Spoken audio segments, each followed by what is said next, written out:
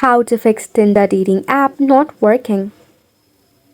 Hello everyone, welcome to the channel and let's get right into this quick and easy tutorial. If your Tinder application is not working, check if your application is undergoing an update. In that case, you may have to wait for a while, then try to launch your application once again. If the issue persists, follow this step. Firstly, press and hold onto your Tinder application and head over to App Info. Select on the Force Stop application, tap on Storage and Cache, and tap on Clear Cache. This will clear up any of the bug or the glitch issue that might be causing the issue. After this, head back from here, then launch your Play Store or App Store. In the search bar, search for Tinder.